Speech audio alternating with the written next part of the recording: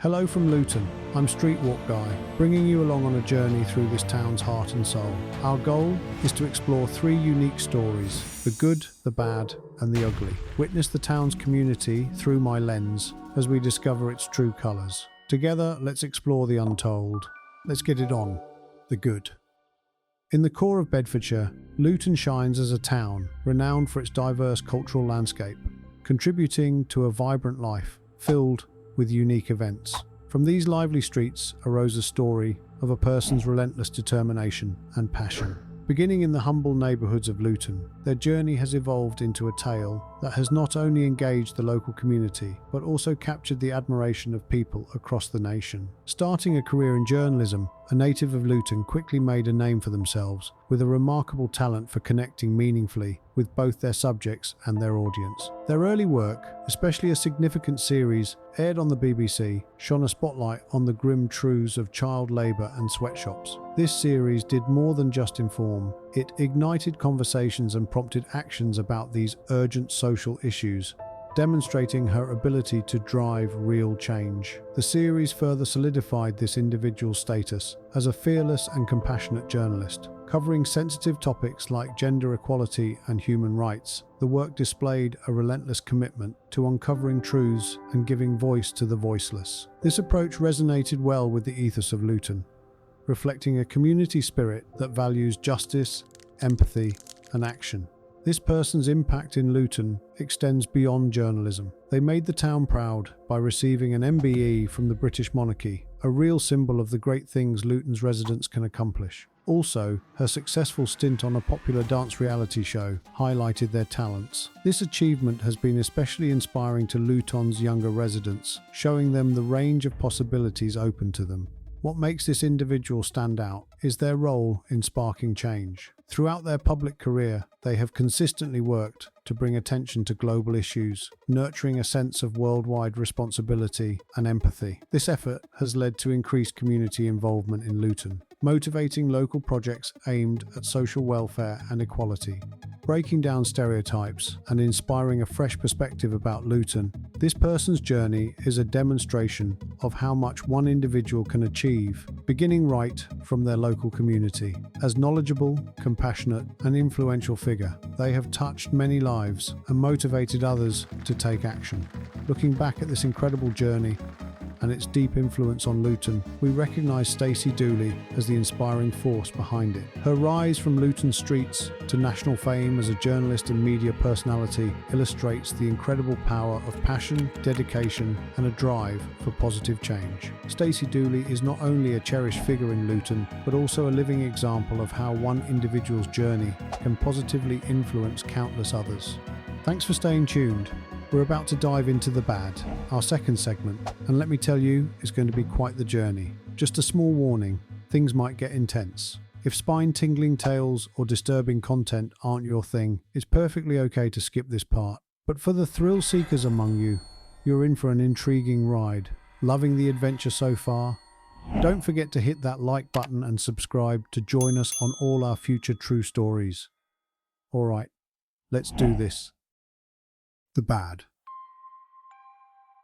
Michael Gilbert's story started in 1982, a time filled with chaos and uncertainty. His childhood was marked by constant change as his family moved from place to place, never allowing him the chance to feel stable or settled. The care system, which should have been a safe sanctuary, ironically opened the door to more challenges, failing to protect him from life's harsher realities. His education suffered too, leaving him struggling with basic literacy and unprepared to deal with the complexities of his world. These early years, lacking the support and guidance he needed, unknowingly laid the groundwork for the difficult and exploitative times he would later face in his life. The tragic story of Michael Gilbert, a 26-year-old man from Luton, is a heart-wrenching tale of prolonged abuse and manipulation at the hands of the Watt family and their associates. Michael's ordeal began when he was just 15, the same age as James Watt, whom he met in a children's home. This early connection unfortunately led to a dangerous and abusive relationship. Michael was a vulnerable individual, isolated from supportive network networks that might have offered him an escape or protection. The Watts exploited this vulnerability, essentially holding him captive and treating him as a domestic slave. They subjected Michael to horrific physical abuse, including being handcuffed to a bed and forced to endure inhumane acts such as drinking his urine. He was also financially exploited, with the family taking control of his benefit payments. Despite Michael's desperate attempts to escape this nightmare, his efforts were repeatedly thwarted. He managed to reach Cambridge and Blackburn on a few occasions, but each time the Watts cunningly tracked him down, even impersonating him to find out his whereabouts from government agencies. Each time he was recaptured, his punishment grew more severe. The relentless abuse ultimately led to Michael's tragic death. In May 2009, a haunting discovery at Blue Lagoon in Arlesey revealed the tragic fate of Michael Gilbert.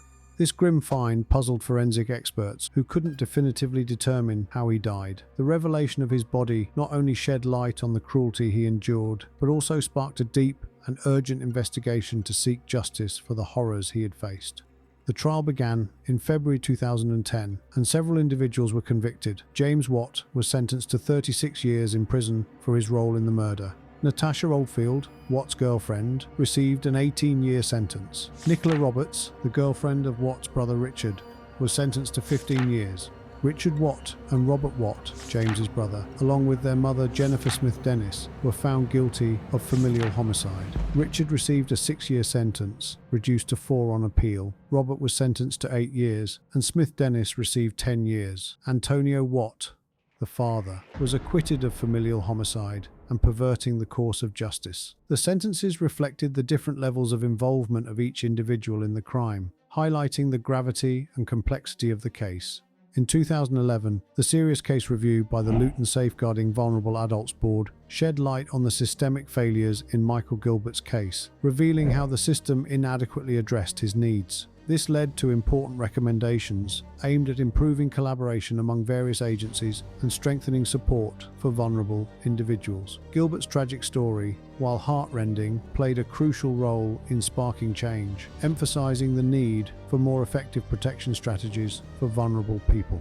His life, marked by hardship and insufficient care, has become a catalyst for necessary reforms, highlighting areas for improvement in both support networks and legal frameworks. Wrapping up the series, The Ugly takes us into the heart of the town, impacted by these tragic events. This final installment sheds light on the town's reaction and the ripple effects felt by its residents, painting a fuller picture of the tragedy's aftermath. It's a reminder of how such incidents leave lasting marks on a community, not just individuals. The Ugly. The end of World War I should have been a time of relief and joy, but for Britain, transitioning from a war-torn nation to a peaceful society was anything but smooth. Cities like Luton faced harsh realities: high unemployment, economic instability, and a sense of abandonment felt by returning soldiers. Luton, known for its hat-making, was hit hard. The shift from wartime production left many without jobs, creating an atmosphere ripe for unrest. Among the hardest hit were the ex-servicemen. They returned, hoping to rebuild their lives, but found a lack of opportunities and support. In Luton, this led to a growing sense of frustration and betrayal. Fast forward to July 19th, year 1919. Peace celebrations were planned nationwide, including in Luton, but something was amiss. The ex-servicemen felt excluded from these celebrations, igniting a spark of anger that would soon turn into a blaze. As tensions boiled over, the town hall became the epicenter of the riot. What started as a peaceful protest quickly spiraled into chaos. The town hall was set ablaze, symbolizing the deep-rooted discontent among the veterans.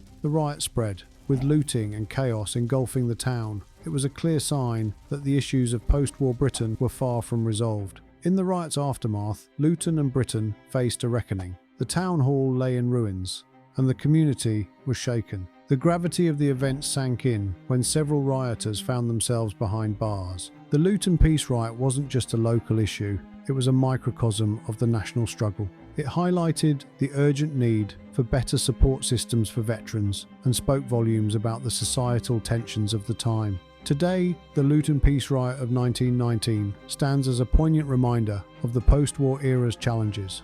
It's a chapter that helps us understand the complexities of transitioning from war to peace, emphasizing the importance of addressing the needs of those who have served. Thank you so much for sticking with me to the end of The Good, the Bad and the Ugly. It's been quite a ride. hasn't it? If you liked what you saw, do me a favor and hit that like button. It means a lot. And if you're new here or haven't yet subscribed, go ahead and click that subscribe button. Your support means we can keep bringing you more amazing, jaw-dropping stories. A huge thanks to every one of you for watching. I can't wait to share more incredible stories with you in our next video. Until then, take care.